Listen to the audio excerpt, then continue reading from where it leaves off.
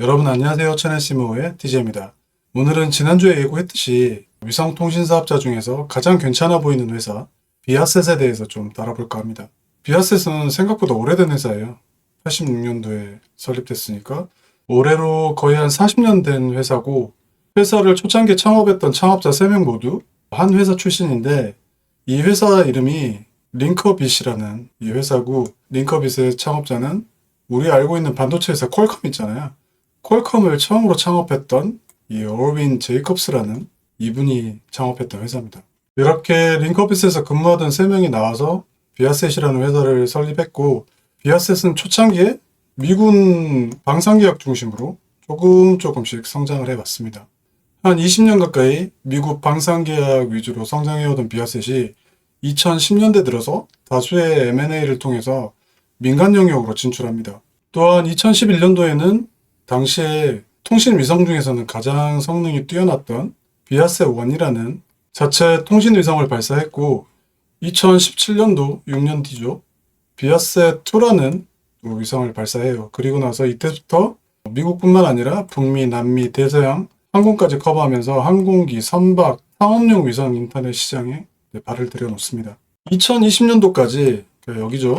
미군과의 방산 계약을 중심으로 상업 영역으로 조금씩 확장해가던 비아셋이 2021년도 들어서 본격적으로 글로벌 시장을 녹화하기 시작합니다. 2021년도 당시에 미국에 비아셋이 있었다면 영국에는 인마셋이라는 또 걸출한 사업자가 있었는데, 비아셋이 인마셋을 무려 하나로 10조 정도 되겠네요. 73억 불에 인수를 합니다. 뿐만 아니라 글로벌 위성통신 네트워크 커버리지를 확보하기 위해서 초고성능 위성 3개를 우주상에 띄우기로 결정하고 23년도에 첫 번째 위성을 발사합니다. 여기까지는 모든 것이 순조로워 보였는데, 문제는 23년도에 띄웠던 위성, 첫 번째 위성 있잖아요. 이 첫 번째 위성이 원래 계획했던 성능의 10%밖에 쓸 수 없는 상황에 처해요. 그 이유가 이 우주상에서 위성의 안테나를 이렇게 펼쳐야 되는데 위성의 안테나가 펼쳐지지가 않으면서 이런 문제가 발생했다고 합니다. 그래서 1조 넘게 투자했던 위성이 제 성능의 10%밖에 발휘를 못하면서 수익을 만들어내는데 되게 어려움을 겪었고, 2025년도 말 2026년도 초에 두 번째와 세 번째 위성 발사가 예정돼 있는데, 이 두 위성에 캐펙스 투자가 추가로 들어가요. 왜냐하면 지난 시간에 말씀을 드렸지만 GEO 위성 같은 경우는 위성 3개가 지구를 커버한다고 그랬잖아요. 그러면 첫 번째 위성이 발휘하지 못하는 90% 부분까지도 두 번째 위성과 세 번째 위성이 살리지 못하면 위성 3개가 유기적으로 작동을 못하는 거죠. 그래서 결국은 두 번째 위성, 세 번째 위성 투자비가 처음에 예상했던 것보다 훨씬 더 늘어나게 됐던 거죠. 요약을 하면 21년도에 인마셋 인수한다고 10조 넘게 돈을 썼었잖아요. 그리고 23년도에 위성을 발사했는데 위성이 90% 기능이 날아가 버렸고, 두 번째 위성과 세 번째 위성에 추가적으로 캐펙스 투자가 더 들어가고, 그러다 보니 자금난을 겪을 수밖에 없었고, 이로 인해 100불 가까이 했던 주가가 거의 8불 수준까지 폭락을 합니다. 24년도, 그러니까 작년이죠. 비아셋의 자금난이 심해지면서 시장에서는 비아셋이 누군가한테 팔리는 거 아니냐 이런 루머도 돌기도 했었습니다. 근데 이 시기를 잘 버티고 또 운도 많이 따랐던 것 같아요. 나중에 뒷장에서 이야기를 하겠지만 지금 조금씩 회복해가고 있는 이런 상황입니다. 그리고 한 몇 주 전에는 행동주의 펀드에서 비아셋을 방산 부분과 이 상업 부분을 분리하면 훨씬 더 회사 가치가 높아질 거다, 뭐 이런 요구도 하고 그랬었는데, 비아셋 경영진에서도 이 행동주의 펀드의 제안을 긍정적으로 지금 검토하고 있는 상황이고, 블룸버그 쪽에서는 만약에 방산과 이 상업 부분이 분리되면 회사 가치가 500% 이상 증가할 것 같다, 이런 보고서가 최근에 나오면서 아무튼 주가 상승에 조금 탄력이 붙은 것 같고, 자, 최근 주가를 한번 좀 살펴볼게요.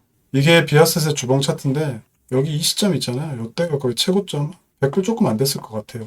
그리고 이때가 거의 최저점 거의 6불 7불 하던 수준이었죠.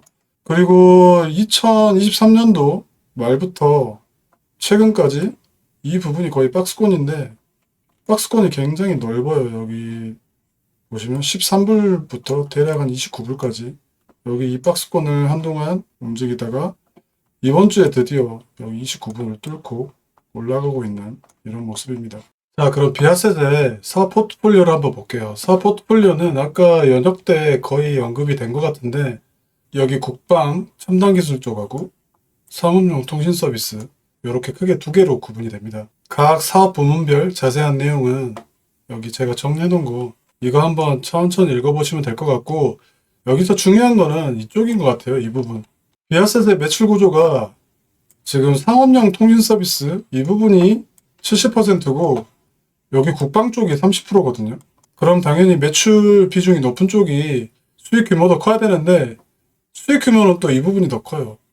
이 부분은 거의 지금 적자 상태고, 지난번 영상에서도 말씀드렸지만 이 부분이 거의 엘리오 사업자들하고 지금 경쟁하는 영역이어서 여기는 굉장히 힘들고, 국방 쪽에서 돈을 벌어서 상업용 쪽에서 다 까먹고 있는 이런 상황이에요. 또한 이쪽 부분이 지금 매출 비중이 크다 보니까 시장에서 비아셋을 단순 위성 통신 사업자라고만 생각하고 방산 쪽으로 분류가 안 되고 있거든요.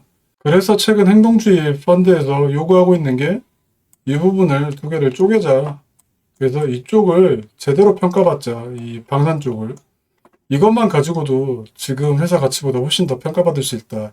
이 논리예요. 이 이슈 포함해서 최근에 비아셋이 굵직굵직한 이슈가 몇 개 있었잖아요. 그리고 이 이슈들이 잘 해결만 되면 주가는 다시 원상복귀가 될 테고, 그래서 최근 이슈 큰 거를 좀 정리를 해봤어요. 여기 보시면 단기 유동성 위기, 아까 말씀드렸던 자금난, 그리고 위성 성능 개선이 지연되고 있다. 그리고 마지막으로 방금 말씀드렸던 사모펀드의 사업부 분할 요구. 단기 유동성 같은 경우는 지금 큰 문제 없이 잘 헤쳐나가고 있는 것 같아요. 우선 첫 번째 위성 띄워서 기능을 10%밖에 발휘 못하는 상황이라고 그랬잖아요. 이 부분에 대한 보험 클레임을 제기해서 어느 정도 보험금이 나올 것 같고, 그 다음에 외부에 사업부도 굉장히 많이 팔았어요. 무려 한 20억 불이니까 2조 가까이 유입이 된 거죠. 사업부 팔아서. 그리고 또 운도 좋았던 게 21년도에 비아셋이 인마셋을 인수했잖아요. 인마셋이 고객사와 소송 관계가 있었는데 이 소송이 인마셋에 유리하게 판결이 나서 비아셋이 5.7억 불 정도 또 손해배상금을 수령하게 됐어요. 그래서 요약하면 여기 보험금, 그 다음에 사업부 팔아서 20억 불, 그리고 운 좋게 받은 대략 한 6억 불 정도, 그러니까 총 한 30억 불, 한 4조 정도 되나요? 요 정도의 현금 유입이 발생이 되면서 단기 유동성 위기를 무사히 넘어간 것 같아요. 그리고 초고성능 위성 3개를 띄우려는 계획, 물론 23년도에 띄웠던 게 좀 문제가 발생했지만 보완을 해서 두 번째 위성은 올해 말, 세 번째 위성은 내년 초에 이미 발사하는 걸로 예약이 다 돼 있어요. 그래서 이 부분도 어느 정도 문제가 없을 것 같고, 행동주의 펀드의 사업부 분할 요구, 여기 보시면 이 회사 있잖아요. 이 회사가 우리나라 신문에서도 굉장히 많이 나왔던 회사 있잖아요. 엘리엇이라고. 행동주의 펀드. 그 엘리엇에 있었던 사람이 나와서 만든 회사예요. 이 회사가. 그래서 이 회사가 요구하는 것들은 투자자 입장에서 나쁠 게 전혀 없고, 회사에서도 지금 이거를 긍정적으로 평가하고 있고, 외부 블룸버그 같은 리서치 회사에서도 이 부분에 대해서 되게 좋게 보고 있어서 이 부분은 진행이 되면 주주 입장에서는 나쁠 것 같지가 않다. 그래서 전반적으로 보면 회사가 지금 부채 부담은 높은 편이나 단기 유동성 관리가 굉장히 잘 되고 있다. 그리고 첫 번째 위성에 문제가 생겨서 두 번째, 세 번째 위성에 투자가 많이 들어갔는데 이 부분도 이제 어느 정도 끝나서 긍정적인 현금 흐름이 이제 슬슬 나타나고 있다. 또한 위성 업그레이드 지원 문제로 단기 수익성이 조금 악화되어 있는 건 사실인데 내년 상반기면 위성 3개가 우주상에서 정상적으로 돌아가니까 수익성은 개선될 것 같다. 방산 부분이 계속 지금 매출 성장하고 있는 거, 이 부분도 긍정적인 부분이고, 마지막으로 행동주의 펀드 관련 내용은 투자자 입장에서는 나쁠 게 전혀 없다. 그래서 제 결론은 위성 통신 사업자 중에서 이 비아셋은 투자하는 게 나쁘지 않겠다. 그리고 저는 지난주에 말씀드렸다시피 비아셋에 이미 투자를 했고요. 비아셋에 관심 있으신 분들은 오늘 제 영상뿐만 아니라 리서치를 좀 더 해보시고 사업 내용도 다시 한번 체크해 보시고 이슈들도 본인 나름대로 해석을 해보시고, 차트 같은 경우는 지금 나쁜 것 같지는 않아요. 박스권 상단 29불을 뚫고 이제 막 올라와서 29불 지지에만 성공하면 계속 상승하지 않을까, 이렇게 조심스럽게 기대하고 있습니다. 이렇게 비아셋 살펴보는 걸로 위성 통신 산업은 마무리하고요. 저는 다음 시간에는 위성 관측 사업자에 대해서 좀 살펴볼까 합니다. 다들 좋은 한 주 되시고요. 오늘 영상은 여기까지 하겠습니다. 감사합니다.